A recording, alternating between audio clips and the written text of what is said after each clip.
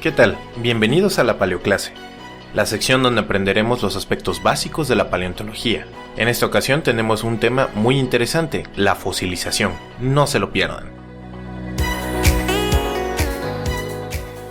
Anteriormente en la Paleoclase vimos qué es un fósil y qué tipos de fósiles hay. Ahora es momento de desentrañar los procesos que dan lugar a los fósiles, la así llamada fosilización. Advertencia, este video no pretende mostrar todos y cada uno de los tipos de fosilización, así como tampoco entrar en mucho detalle geoquímico. La fosilización de los organismos es un proceso complejo que se lleva a cabo principalmente en rocas sedimentarias. Esta puede ser dividida en dos tipos, la litificación y la preservación excepcional. Primero abordaremos la litificación, es decir, la transformación de los restos orgánicos en estructuras minerales, o dicho de otro modo, en piedra. Este proceso es el más común y la mayoría de los fósiles que conocemos pasan por él. Cabe destacar que la litificación no es un proceso lineal o único, y que existen muchas formas de transformar algo en piedra. La litificación puede llevarse a cabo a través de diferentes procesos. Por un lado tenemos la permineralización. Se da una vez que el hueso, tronco, diente o cualquier resto orgánico descansa en el sedimento. Las corrientes del agua circundante entran a través de los poros a las células y los minerales son depositados dentro de las mismas, rodeando las paredes de las células con mucho detalle, mismo que podemos observar hoy en los fósiles gracias a los microscopios, y podemos apreciar células de gran antigüedad. Por otra parte, tenemos el reemplazo, en el que los elementos originales que formaron el resto orgánico son reemplazados por minerales del ambiente circundante molécula a molécula, ofreciendo también gran detalle. Para que los minerales puedan reemplazar a la materia orgánica, tiene que existir cierta compatibilidad entre moléculas. Por ejemplo, la lignina de la madera suele ser reemplazada por óxidos de sílice. Existen diferentes materiales de reemplazo. Si este se produce con moléculas de carbonato, que suele ser carbonato de calcio, estamos hablando de carbonatación. Si el reemplazo es con silicatos, se le denomina silificación. Si el compuesto reemplazante es dolomita, entonces se llama dolomitización. Y si es por moléculas de fosfato, se denomina fosfatización, que se da principalmente en sedimentos marinos de carácter oxidante. Mientras que el reemplazo por compuestos de hierro en forma de pirita o marcasita se da en sedimentos marinos de ambiente reductor, y en ese caso estamos hablando de piritización. Hagamos un paréntesis para hablar de un tipo de reemplazo especial. Algunos fósiles presentan un reemplazo secundario y dan lugar a estructuras de gran belleza. En estos casos, los restos orgánicos sufrieron un reemplazo primario por calcita de magnesio y posteriormente esta fue reemplazada por ópalo, y el resultado es el siguiente. A este proceso lo llamamos opalización. Debido a la alta complejidad del proceso de fosilización, se dan los casos de combinación entre permineralización y reemplazo, y de hecho, algunos tipos de fosilización no son excluyentes. Otro modo de fosilización es la compresión carbonosa, en la que los sedimentos aplastan los restos orgánicos, sustrayéndoles agua y otros compuestos, dejando únicamente las moléculas ricas en carbono, que se reordenan y forman una película delgada, como si la naturaleza nos dejara una fotocopia de baja calidad de plantas, insectos y otros organismos. Y hablando de copias, tenemos a los moldes naturales.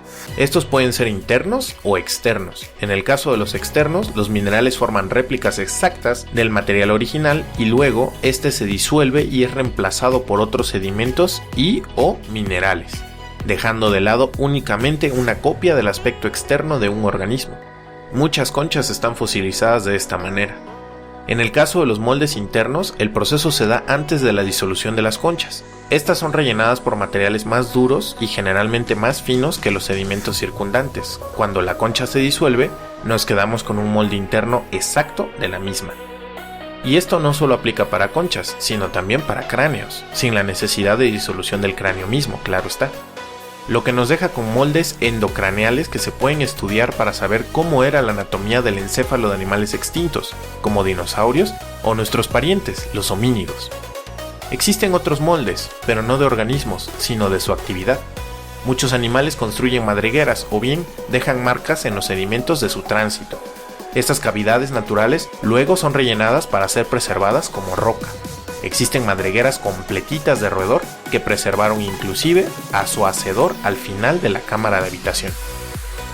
Algunos fósiles poco comunes se forman a través de un proceso conocido como precipitación mineral directa, en la que los minerales del ambiente se precipitan sobre los restos orgánicos, formando capas de roca encima. Estos fósiles no son muy bonitos y generalmente se forman en ambientes de cueva.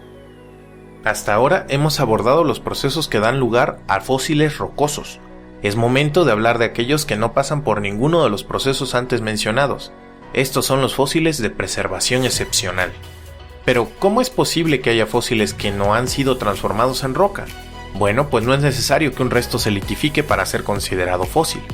En la mayoría de los casos de preservación excepcional, el material orgánico original ha sido transformado por la interacción con la sustancia preservante y no se encuentra prístino, o de plano, está completamente alterado.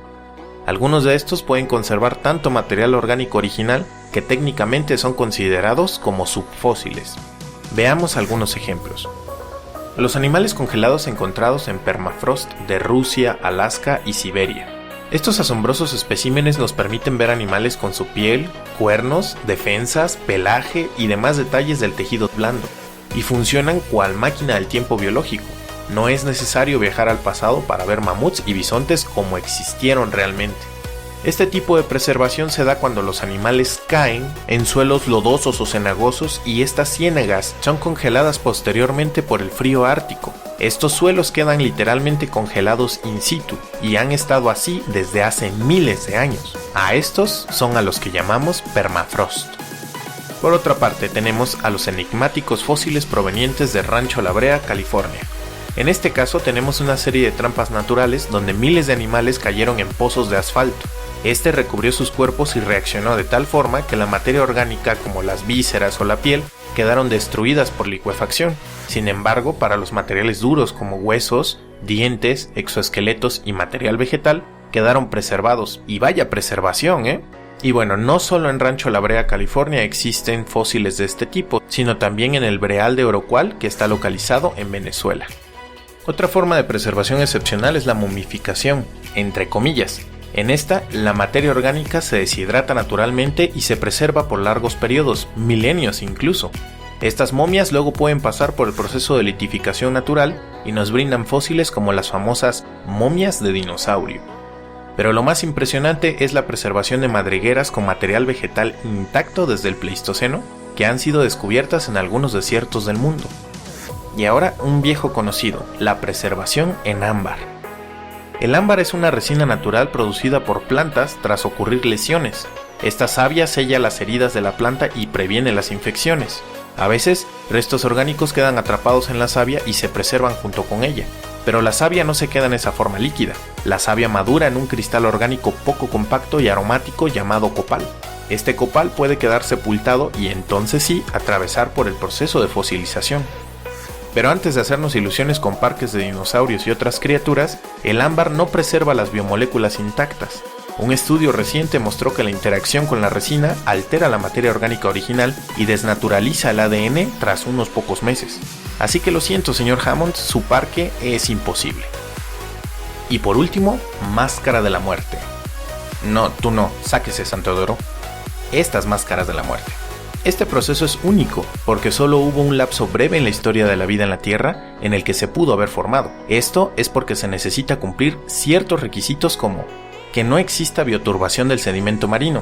Esto hoy es imposible, pues desde el Cámbrico inició la revolución del sustrato, y no existe ecosistema marino sin bioturbación, que es la perturbación natural de los sedimentos por animales. De tal forma que este medio solo fue útil durante el Precámbrico. El otro requisito es que no existan bacterias descomponedoras, hongos u otros organismos que destruyan los restos orgánicos. Hoy, eso es muy, pero muy difícil de encontrar. Y finalmente, se necesita que luego de morir el organismo, este quede cubierto por organismos que formen una capa de sulfuros encima. Dichos organismos son ni más ni menos que bacterias, pero bacterias que estén contenidas en una estructura llamada tapete microbiano. Y hoy, estos son ecosistemas raros. Pero hace cientos de millones de años, durante el Ediacarano, estas bacterias cubrían casi todos los fondos marinos del planeta. En síntesis, el organismo muere, es cubierto por un tapete microbiano y las bacterias de la capa basal depositan sulfuro de hierro encima del cadáver. Este sulfuro después litifica y ¡boom! Tenemos un bonito fósil ediacarano de baja resolución.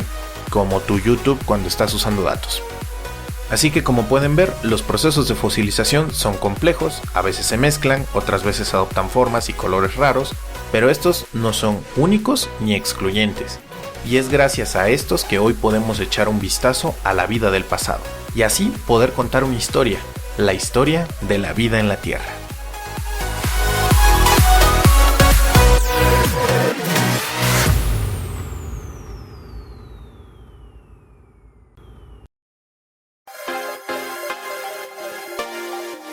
Prototaxites.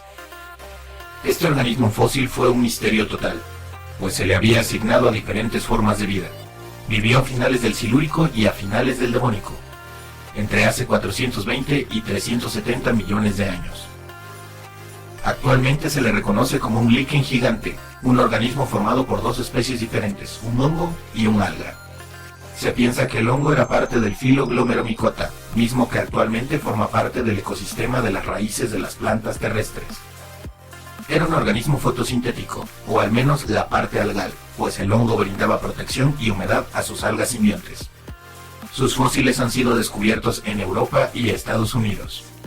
Destaca por su enorme tamaño, pues presentaba un eje central, o entre comillas tronco, de 1 metro de ancho y crecía hasta los 8 metros de altura. Esto resulta contrastante con el resto de formas de vida vegetativas de su tiempo que apenas alcanzaban 1 metro de altura.